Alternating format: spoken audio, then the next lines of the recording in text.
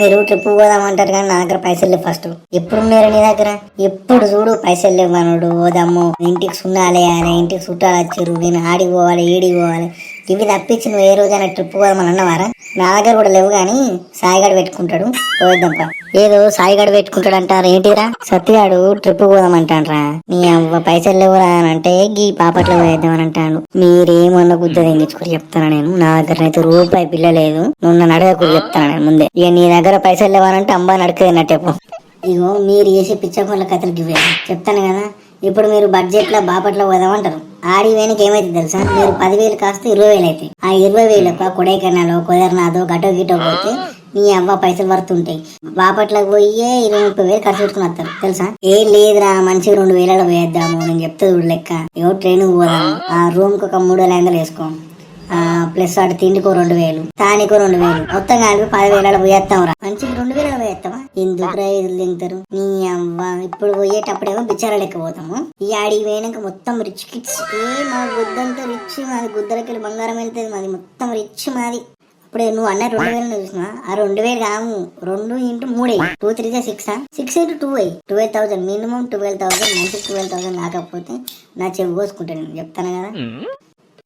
ఎవర్రా నువ్వు కంతగానం ఎందుకైతే రాని ఇక్కడ లెక్క వేసినా కదా ఆల్రెడీ. లెక్క వేసినాక కూడా మళ్ళీ మంచి 12,000 అయితే అంటాను. సరేరా రేపు తాత్కాల్లో మనము ట్రైన్ టికెట్ బుక్ చేద్దాము సరేనా. నువ్వు ఎన్ని అయితే దెంగినా కానీ నా దగ్గర పైసలు ముందే చెప్తానా. మీరు ఆడికి వచ్చినాక ఎవరైనా తర్వాత పైసలు ఇస్తా, ఆ చిట్టేద్దాము పొత్తేద్దాం అంటే నడవది. నా దగ్గర 2,000 ఉన్నాయి, ఆ 2,000 ఇస్తా. అరే టికెట్లు బుక్ కాలేదు, ఎవడన్నా కార్ పట్టుకురారా, కార్లో పోదాం.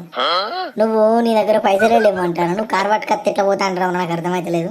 క్యాషియర్ నువ్వు ఉన్నాక ఇక మాకు భయం ఎక్కడిదిరా. భారతదేశం మొత్తం తిరిగేస్తాం నువ్వు ఉంటే.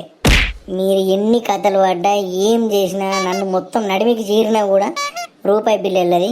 ముందే చెప్తాను, నా మీద మాత్రం ఆశ పెట్టుకోకరు మీరు. అరే నేను చెప్తాను మీరు రాబాయ్. ఇప్పుడు కార్లో పోయినాం అనుకో 450 కిలోమీటర్ల మొత్తం మన దగ్గర నుండి. వీడు మళ్ళీ లెక్కలు స్టార్ట్ చేసిండ్రు. ఎచ్చులు ఎందుకు తెంగుతావురా నువ్వు నాకు అర్థం కాదు.